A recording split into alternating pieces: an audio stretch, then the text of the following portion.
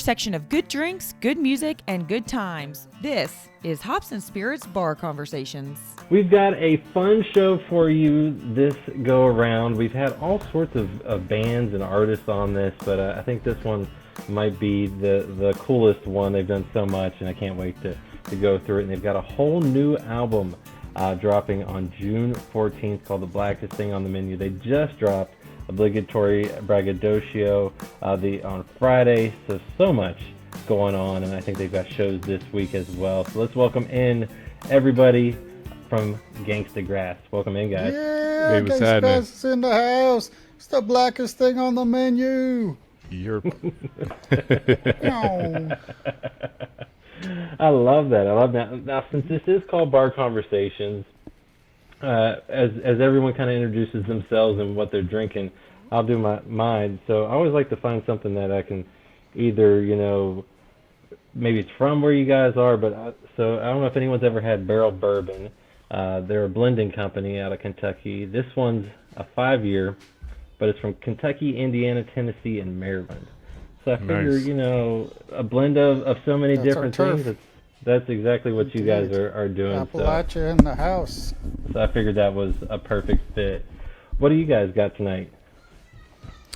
Yeah, I got a ginger citrus sparkling water with some white rum. I like it. White rum, sparkling water. I'm here with the LA Crow 9 sparkling water, black raspberry flavor, and we'll just pop that open. Oh yeah. Ooh, I nice like one. With the sound effects. I'm like quadruple fisting, I guess. So I have the remnants of a coffee milkshake from yesterday. Coffee milkshake's one of a band favorite. I have my water because you gotta hydrate. I have a Coca-Cola for later in my UMBC glass. Shout out to UMBC. And the star of the show is the Sagamore Rye, which I'm opening for the first time after we did the Sagamore commercial back in, gosh, that was 2020, wasn't it? We were all masked up and had all the ventilation and everything. Yep. I know, right? This is really a very, very delicious rye, and I'm having it in a Green River Distilling Company glass from Owensboro, Kentucky. I like it. Just all over the place, which I think is very fitting for what Gangstagrass is, and like I said, we'll get into the new album that's coming out here in about a month. But before that, why the name Gangstagrass? And Rench, I know you're kind of the mastermind maybe behind the whole thing, but how did this become to be Gangstagrass? Well, in terms of the name, to get to the name, we went through a long, complicated approval process, which involved the first thing that I thought of. And a lot of it has kind of been like that, just like, hey, go do it. I mean, the first night we met our son was when he was getting on stage with us to do a set and then hopping in a van with us for the weekend. So it's all been that kind of by the seat of our pants. Oh yeah. That's probably most of our budget is pants. Mm-hmm. Yeah. That's true. A lot of T-shirts too. We almost we on every tour, like at some point, 2 people are wearing the same T-shirt. Like I just did laundry last night. I very nearly wore the T-shirt that Dolio is wearing. So I'm glad that we did not. That's the Kansas City Ballers. So speaking of amazing breweries, Vine Street Brewing out of Kansas City.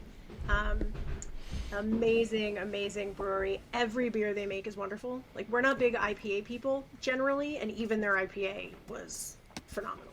Yeah, it's quite impressive. Check out the Cookout, their Cookout brew.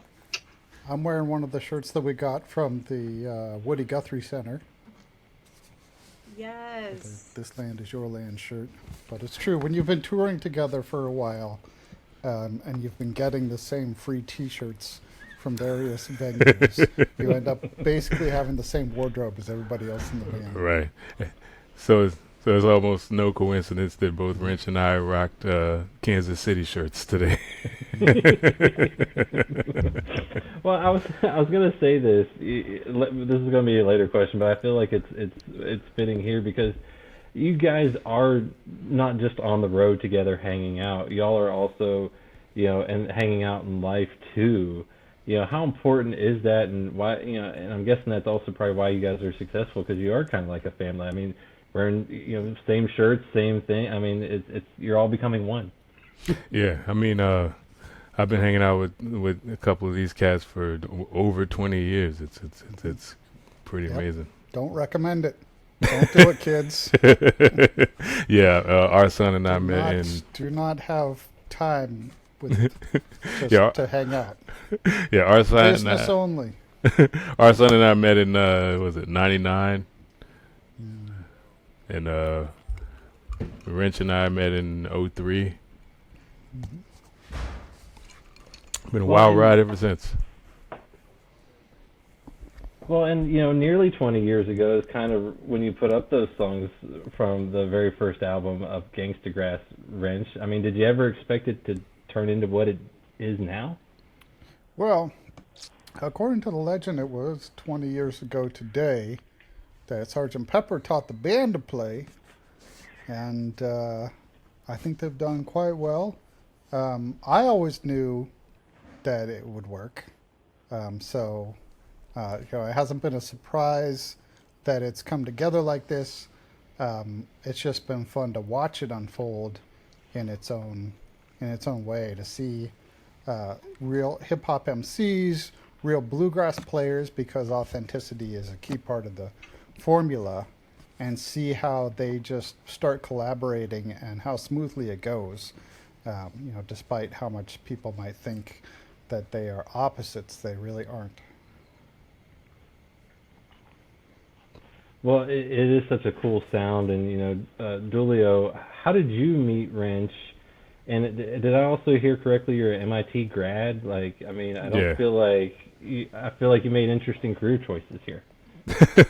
Well, I mean, music has always been a thing that I've been doing my whole life, and I was in the process of actually quitting music. For the umpteenth time, I was just like, okay, I'm done with it. So I sold all my stuff and moved to New York. And then I think maybe the third night I was there, I ran into Rench and somehow ended up doing music again. And ended up rocking in a band with. They pulled me back in. But I think what it was is that I guess I kind of got disillusioned with the business of it. And I don't know, things were getting to sort of stagnate as far as the creativity of it all. But then running into somebody like Rench, he has a lot of wild ideas that really piqued my interest, and I was just like, yo, this is really cool, so anytime he came up with something, I was just like, okay, I'm down. And Rench, was it just that simple? You're like, I gotta have this guy. Like, we gotta keep having fun and collaborating. Yeah, I mean, we definitely wanted to get some DJ scratching on stuff, which was the first thing I saw Dolio do. But then once I heard him spitting some rhymes, I was like, well, we got to get him on the mic now too. I mean, use whatever's good, man. That's the ingredients, is all the good stuff. Yeah, actually, when we first started doing stuff, I was on the turntables, and Rench was the MC. Mm-hmm. And don't sleep on him. He's got serious bars. I was gonna say, we still hear him on a. So, we might have people bring some bars to Bar Talk. Maybe I misunderstood what this was going to be about, and I was trying to decide between like a Irish Spring and a Dove, maybe. Different kind of bar. Yeah. Yep. Now, Sleeves, how are you mixed in with all this? Because I feel like manager is not maybe the best title for you, but that's kind of what they call you. That's a good point, Jonathan. Maybe we need to figure out another title. I think we've had a few over the years. Minister of Operations. Something like that. Yeah, director of synergy, opportunity finding. Central Coordinator of Information Disbursement and Retrieval Services. Indeed, that is definitely part of it. Chaos coordinator. Cat wrangler is definitely a big part of the job. But I love these cats, so that's cool. They picked me up at a DC show one time, and I jumped behind the merch table to help out because they didn't have anybody behind their merch table, and I was like, y'all are losing sales here. And I'd done merch for the Might Be Giants a couple of times, and I liked that. I learned a bunch of stuff, and I was like, let me just make sure you guys aren't losing any money. That's not what I do. That was never my day job. I come out of daily journalism, like most band managers. I was the first ever woman blogger at the Washington Post. Pretty sure the first ever woman blogger at any major American newspaper. At least Or Wogger, as it's known now. yeah. Well, there were like two dudes who blogged before me. I was the third blogger at the Washington Post. And I worked for USA Today, and then I sort of watched journalism fall apart from the inside, and it's heartbreaking, and I wanted to go someplace that still cared about depth and accuracy, reliably, and so I went to an amazing think tank, the Hoover Institution out of Stanford University, and I've been there ever since, and so that's while Dolio is teaching coding, and our son is hawking comic books and flying around the universe, I am doing research and editing for this think tank. So I had the time when they were like, hey, can you come with us, to say, yeah, I can edit from the road, I can research from the road, sure. And it just kind of grew from there. And now it's all the managers. I'm the tour manager, I'm the road manager, and I'm the manager. Well, I was gonna say, I mean, it's such an eclectic group, and hopefully our son can hop back on, because I got to see how he got involved. But for how this group came together, I mean, it's kind of interesting. I mean, what was it like bringing all these different pieces together and make them fit perfectly? It was just like throwing a bunch of stuff in a big hot pan of oil and frying it up, and it was going to be good. It's just like musicians have a natural tendency to collaborate, I think, and so all you got to do is like get them around each other, and they just start making stuff. And so that was really what it was about, was just getting good folks into the room together and starting the collaboration and watching the sparks fly. Yeah, it's just, it was more like this. We just were, a lot of the stuff that we end up cooking up ends up coming out of like just us jamming, or somebody having an idea and thinking, this might be pretty neat for us to, play around with, and then we just kind of all start laying layers on it until it, and just putting different ingredients and seeing how they feel. Mm-hmm. We've discovered too that hip hop music should definitely be included under the umbrella of folk music. Just looking at the history of how it developed so similarly to other kinds of folk music, for people without resources to be able to get together and do things spontaneously, without needing to set up any big spaces or sets or materials. So they both have a strong improvisation element, and so when we get together, the MCs and the instrumentalists really understand already how you can just sort of like throw things back and forth, and people can take a solo, people can take a freestyle verse, and so it all fits together really well. And hip hop music is folk music, and you got to see us do it live though. Yeah. Because it really is something that we can do, just as we're doing the shows, we might do a song completely differently than it is on the album, because, things go a certain way. We feel a little something, we'll extend it, our son will start freestyling, and we'll watch him for cues about when he's passing it back and stuff. And so it's a really good time because it really keeps the whole thing fresh and live. And so coming out and see us, gangstagrass.com/events. We want you to come and check this out so we can play our little hearts out for you. Yeah, it's definitely a.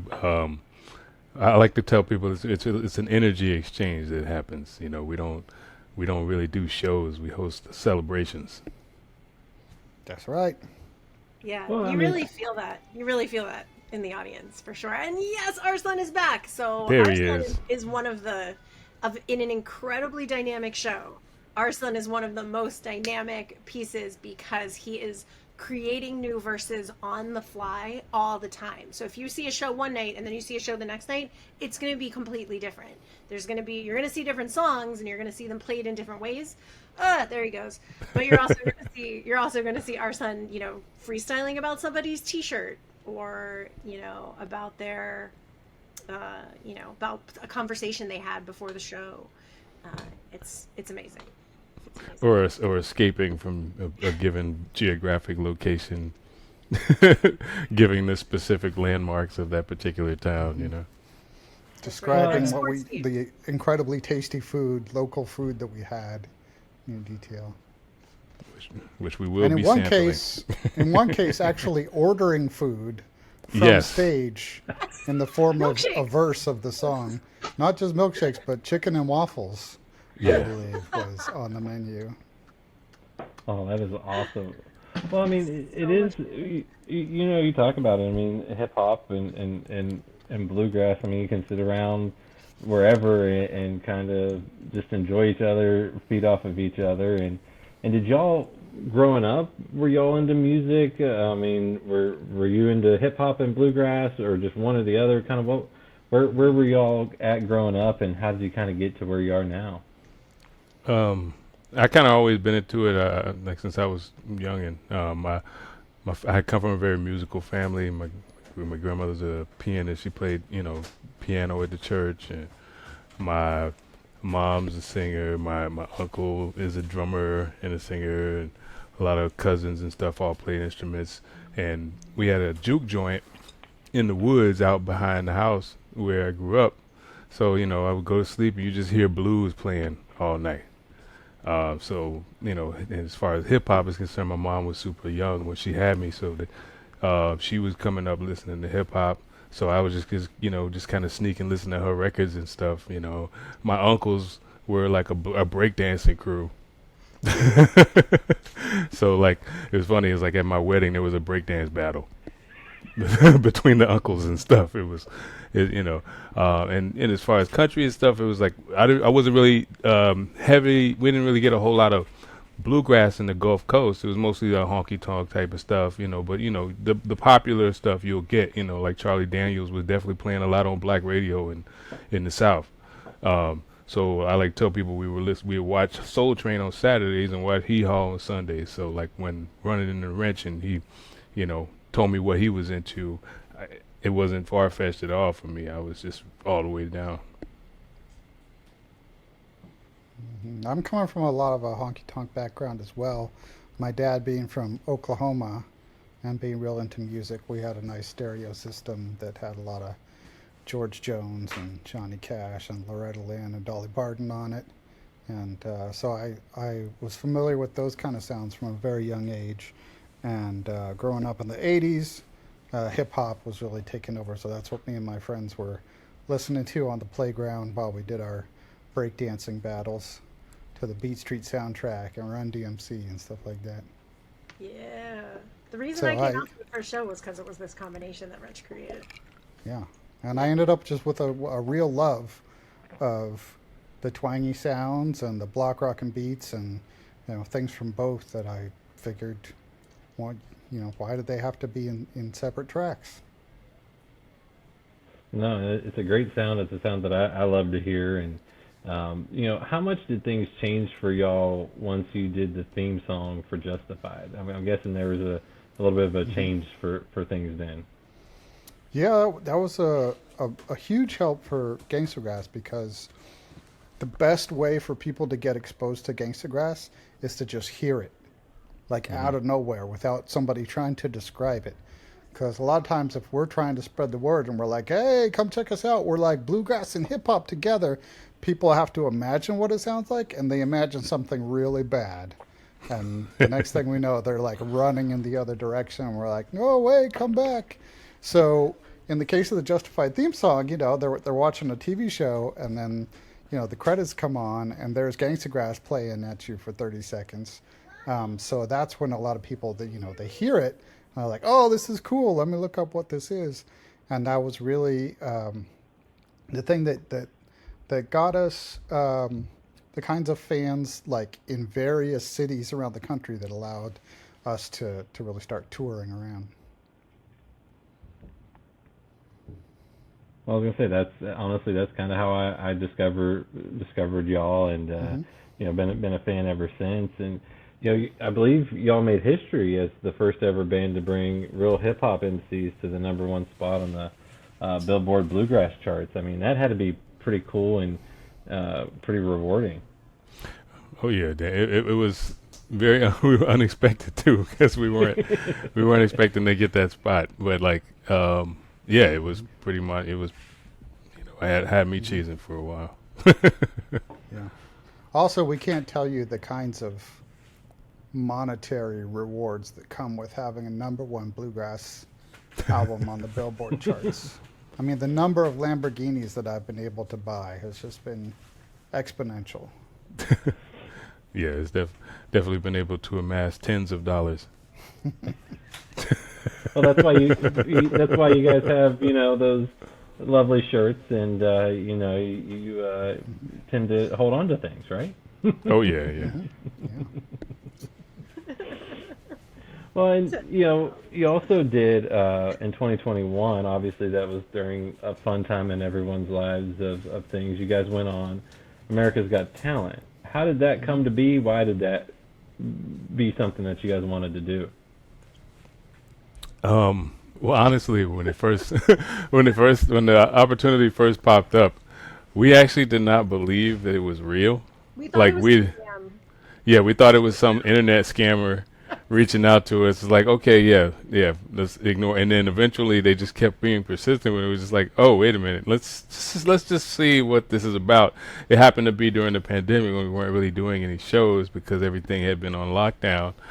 In fact, us being on stage that time for the audition, I think was the first time we had been on stage in a little over a year. Yeah, that was a big part of the motivation for us. Yeah. Was the fact that we couldn't have live shows and tours, for the previous year, and it was looking like who knows how long. And so this was actually a chance to get on a stage and perform for people.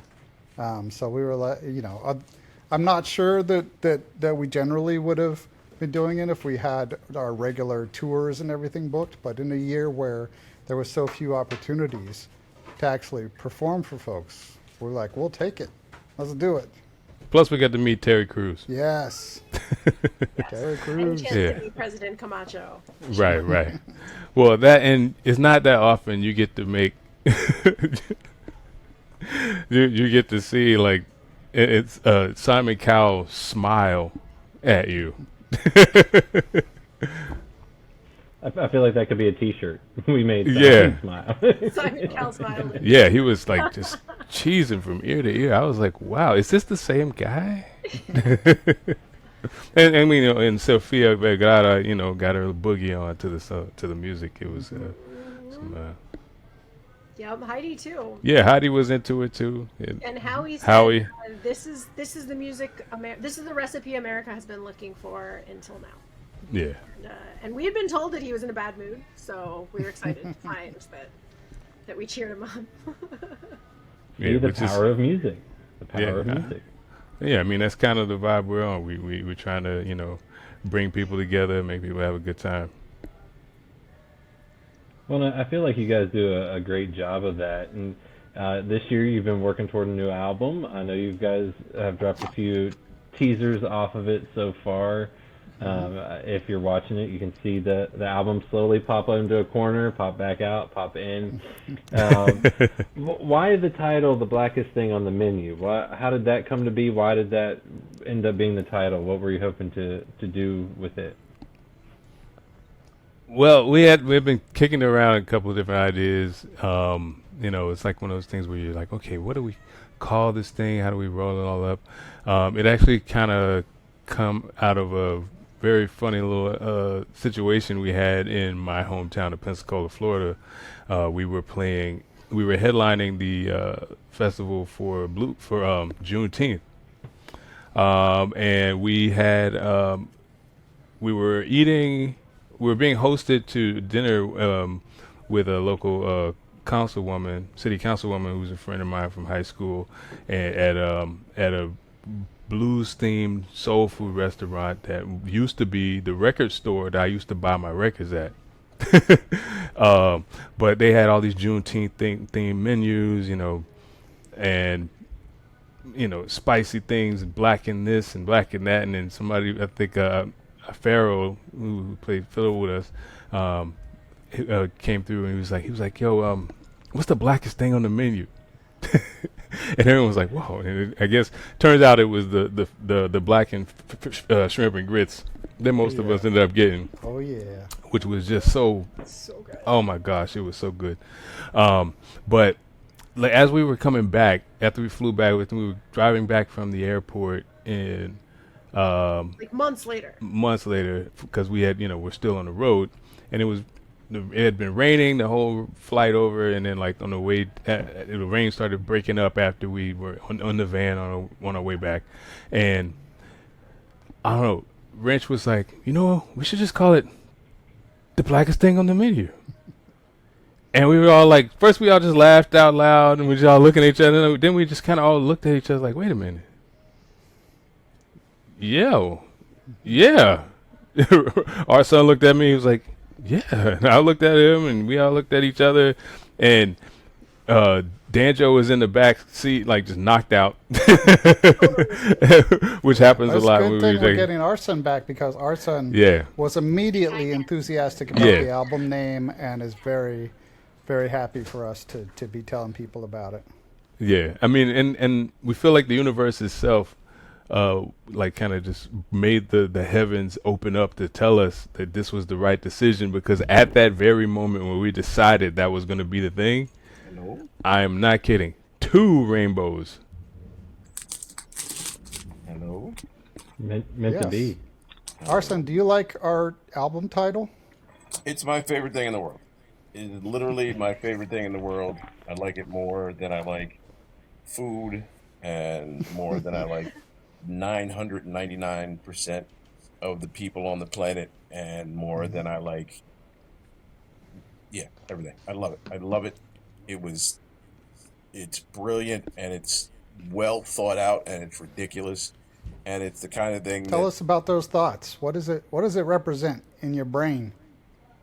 For me, it's just the idea of how very black everything we're doing is, right? From a standpoint of its where it all comes from musically, from its very revolutionary ideas, not just what we're saying, but the way we're creating, and just the idea that it's the sort of thing that folks are going to look at and be like, I don't know if you know what? Yeah, I do like that. Yeah, all right, yeah, yeah, this is amazing, and I really do want people to be uncomfortable with it, because I want them to have to deal with the fact that so much of what exists in American music and American culture and in general is so very, very black, and this is the blackest of it. Mm-hmm. That's my thoughts on it. Yeah, we were excited to be sort of planting a flag, and this is last year, a while back, that we thought of this, and we were thinking like, yeah, we'd really like to actually just put front and center the things that we've been talking about the black roots of country music and the black present black musicians and people that are all tied into this. And then lo and behold, Beyonce goes and just turns it into a national conversation before we even have our album out. So thanks, Yeah. Beyonce. Yeah. I had a theory that the whole Rock Nation camp had my house bugged, and now I know that it's a fact. Yeah. He was like, "Yo, B, yo, these guys are doing something crazy. You should go make your country album now." And then that's exactly how it happened. I don't think that's how it happened at all. Yeah, but it was a colossal challenge getting our son to keep it under wraps for this long. That took For a lot. So It took a yeah, lot. he's It took a whole lot. sitting on it for like a good 7, 8 months. Luckily, we have a lot of gaff tape. Yeah, a lot of gap tape.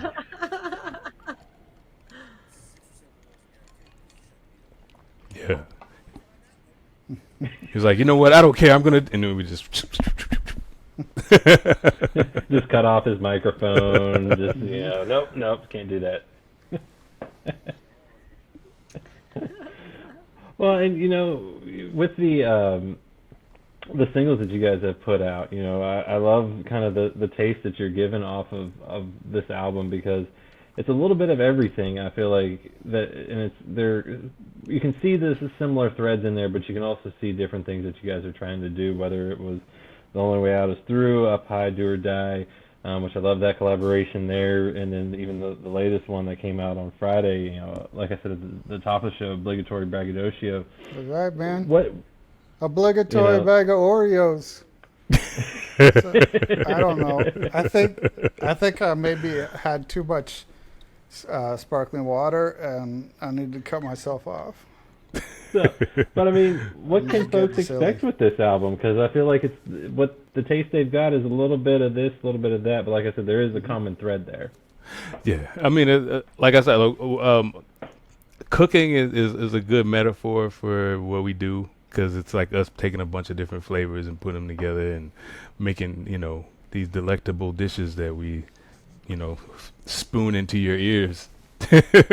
But a lot of it came from some of the spaces that we were in over the years, and then also while we were working on this album, we got to a lot of this was cooked up right there in Royal Studios, with where Al Green pumped out so much of his magic, and a lot of it was using a lot of those same instruments that were touched by so many legendary hands, to where like the spirits of the spot of the place just kind of like oozed out of it.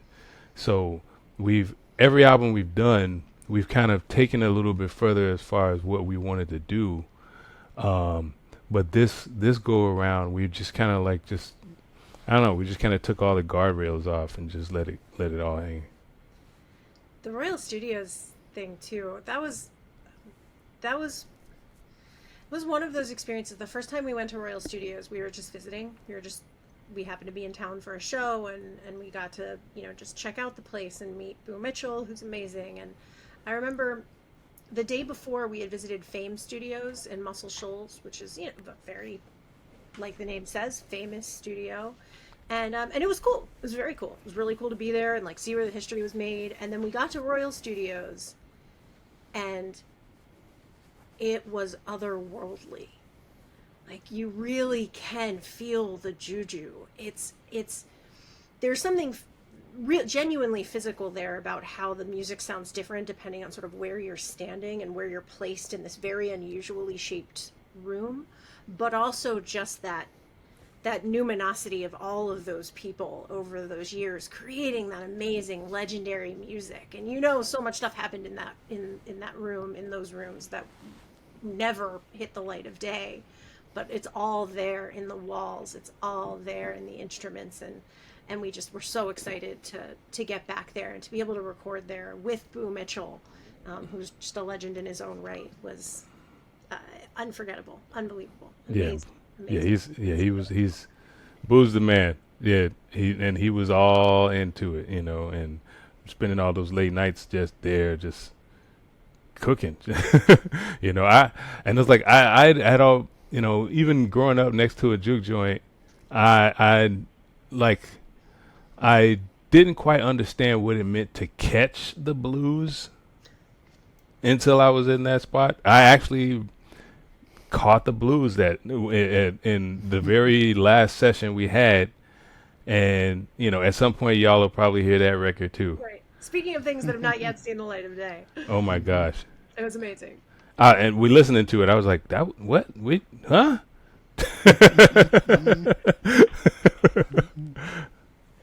So there could be something down the road that we're not going to talk about right now, because I don't want to be There taped will up. be. But Oh yeah, There will be some other Whimsical. goodies coming out. some of more that. goodies.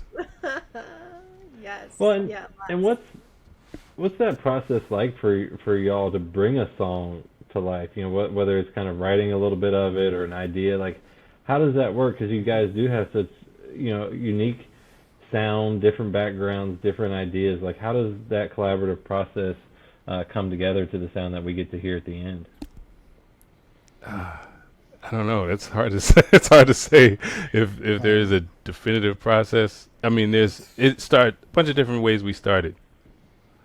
Yeah, that's one of my favorite parts of the process is building it where it's sort of like everybody shows up and contributes a bunch of awesome Lego pieces, and then I get to stick them together into a spaceship. Ooh. Oh, there's some Legos, and so that's the really cool thing is getting together and just sort of creating this pile of goodies, this like good stuff to start working on, and then that's where my production comes in. Is I'm producing stuff and kind of shaping it up and tweaking it from there to do some more experimentation. Well, Yeah, it's a great combination. Yeah, Rench is a mad scientist. And all the songs start in different places. I mean, all I do is make sure that they're together and able to have this kind of synergy, But they're like different songs start in different places. Some start with a beat or a verse or a hook. It can happen in any number of ways. Yeah, During the pandemic, even these guys were obligatory bag of Oreos started with a couple You're gonna of. make me go get Oreos. Right? What did I say? I'll be back. It was Danjo has actually been learning to play the dobro for the last couple of years. First thing that he said, first thing he recorded for us with the dobro, he sent over those dobro licks, and we happened to be going into the studio, but I hadn't done anything with him yet. We just played them, and the MCs actually laid down their verses over just dobro. Yeah. And then I went in and put the beats to it, but yeah, we can start from any piece of the puzzle and build from there, which gives us a lot of different ways to come at it. It's so cool. Like you said, it's a chef. You can start at different points and different things that kind of spark the creativity. And I always like to ask this question to folks, because it's always interesting, because it could be a song that's theirs, maybe it's a new song, old song. What is y'all's favorite song to perform live? Like, is there one that each of you just love that for whatever reason hits different, or are they all, they're like kids and you don't want to have a favorite? Oh my gosh, that is a hard question. Yeah. They're all so fun. Yeah, we've been having a lot of fun covering Annie Up. Oh yeah. Yeah. And, Yeah. Yeah, that was been fun. And we've done it like a lot of different renditions of it. MLP. We did one rendition of it with a full horn section. Yeah. And it's Again. yeah. There's some of those records are records that are like that hit you real in the heartstrings too. Like Never Go Home Again is one of those things that it's so full of so much emotion to where, like, I personally end up having to take a couple minutes to myself afterwards, to where just like, okay, let me cool off a little bit before I do another song. But yeah, No, like I said, it's cool to see because like you said, a different song can hit you a different way, or maybe it's a fun cover rendition of something. And I'm always, like I said, it's always fun to ask that one, because every answer is so different. Oh, my favorites are the ones where the audience sings along, even when they've never heard the song before. Like, Do Better is a great example of this, Every time this song is performed, it does not matter if back in January, we were performing sort of a showcase for a bunch of arts center folks who had never heard of Gangstagrass. That was the point of having this showcase. Or they'd heard a little bit. They were like, surely the hype can't be, it can't be that great. And they came in and these guys had 15 minutes to show them, what they had. And they said, so out of the 4 songs, the audience was singing along with the last 2. And Do Better was one of those. And it's just, the chorus is, we all do better when we all do better. Can't get better than that. And people are singing along. They get it. They're into it and they feel the vibe. And that's amazing. They said, we'll believe it when we see it.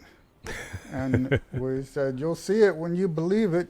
And we whipped it out and showed it to them. Yeah. Yeah. And God damn, this stuff is hard. I was going to say, you're going to have to watch Rench on the road. It sounds like he's going to be a danger. Could be a fun road trip. Yeah. We have that sparkling water in our rider, by the way. Yeah, we do. Freedom is also another one that where the whole, even if they've never heard it before, the whole audience seems to be singing along with by the end. Even with the way that it starts off, not a lot of songs just come right out of the gate with a slave revolt. But, by the time they get, halfway through that verse, they understand the mission. Well, I was going to say, you guys have touched on this a couple times. I feel like there's no show like a Gangstagrass show. And so what are those shows like? And also, I know you guys like to bring out new faces, new talent, and kind of just have a good time with the whole, not just the audience, but who's on stage with y'all.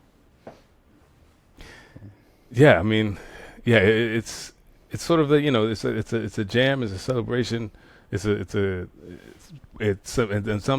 some parts revival even, because that energy exchange is real. We get it pumping, to get the blood boiling, and I like to tell people that when we're showing up to your city, start stretching before you get there, because we don't want nobody pulling a hammy. And we do have accomplices in a number of cities that, if you're lucky or seeing us, we might be pulling somebody local up on stage to play or to drop some verses or whatnot. Yeah, sometimes, we'll have like upwards of like 10, 11, 12 people up on stage just getting busy. Yeah. But even when it's just us and, we can be totally spontaneous with it. The MCs can freestyle, throw it to the banjo player to take a solo.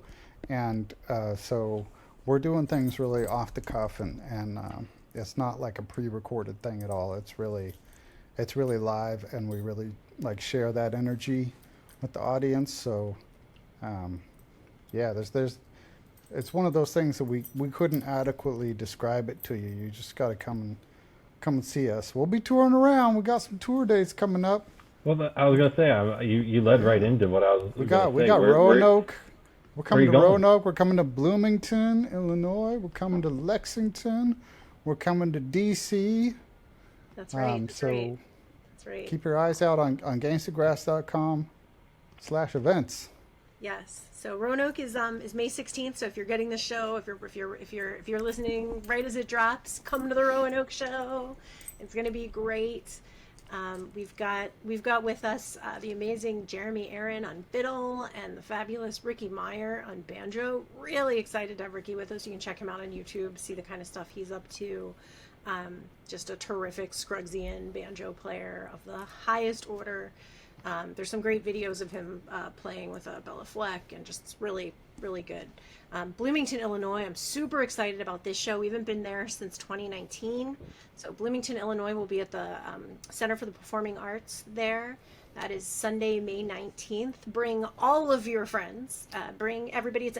And Roanoke and Bloomington are both all ages shows. Gangstagrass has an incredible appeal. You will see little kids dancing in the front row like total adorable maniacs, and grandparents like 80, 85. We've had a 102-year-old woman came up to us in Knoxville, Tennessee, and said, "I am your oldest fan." And we were like, "We are not sure about that, but you're in the running."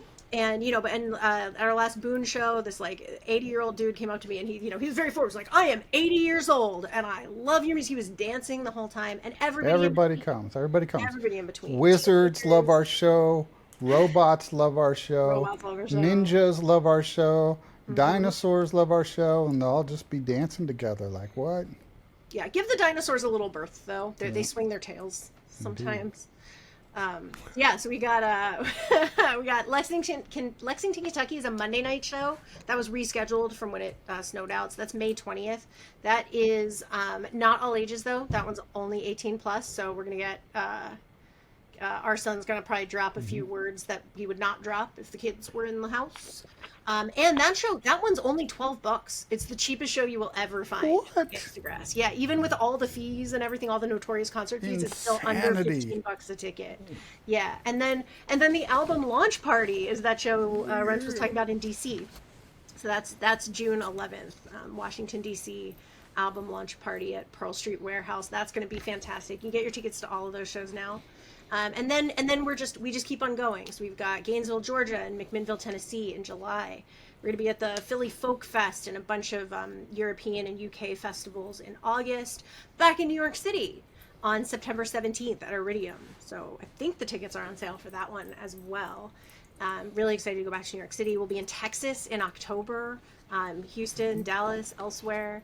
We'll be back in the Pacific Northwest in January, hitting Seattle and Portland and all those places.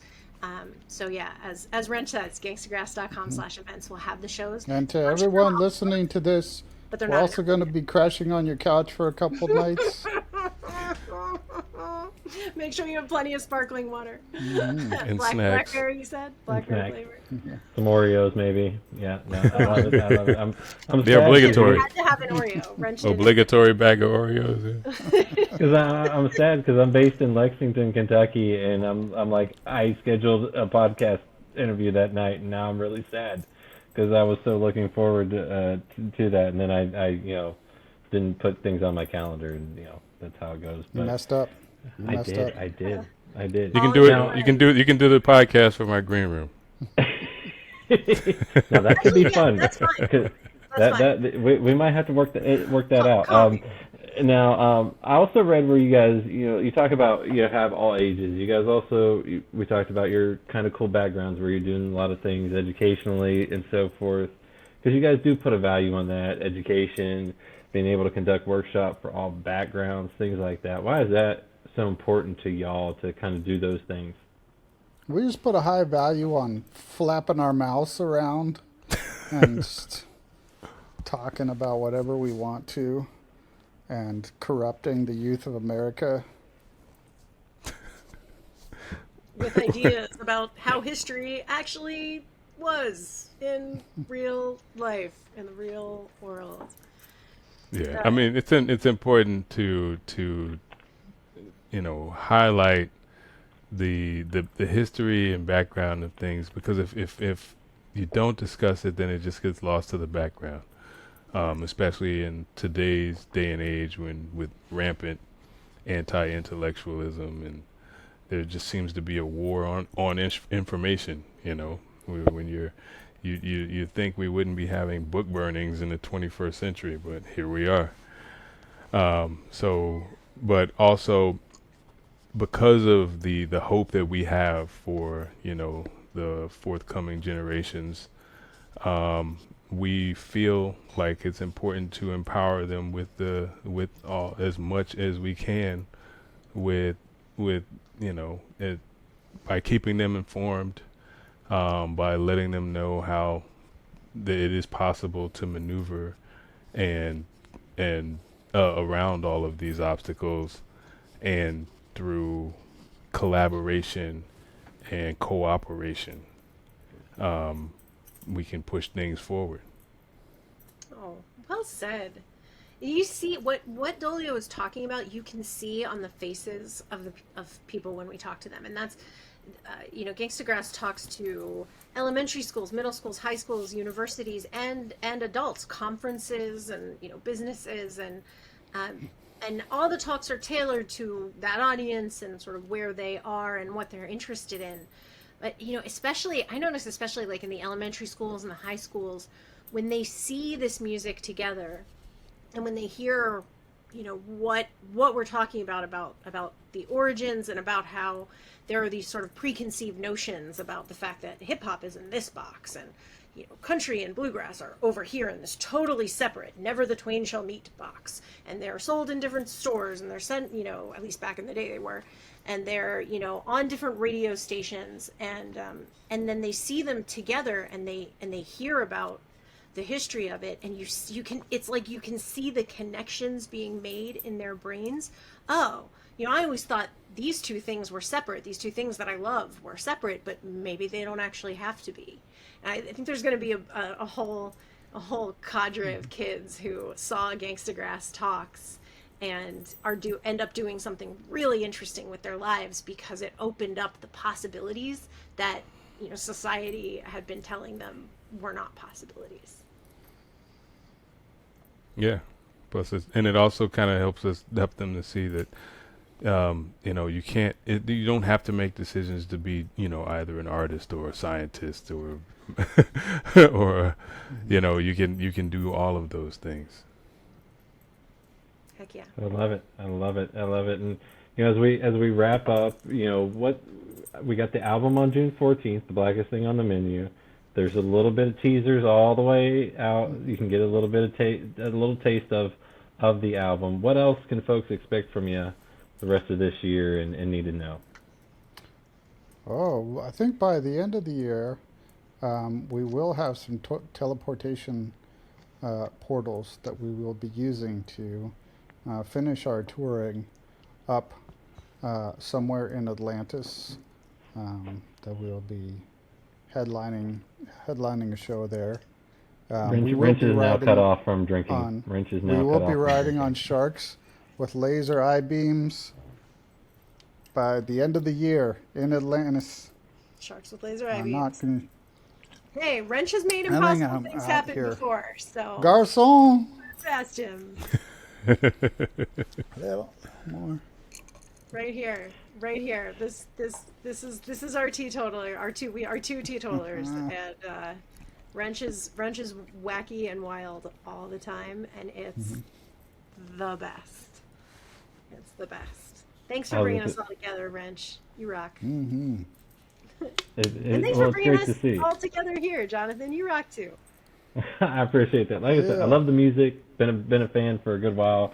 Whenever I finally found Justified, when my wife put it on, and the song came on, and like I said, I looked it up. That's kind of what I do, and then eventually I was like, you know what?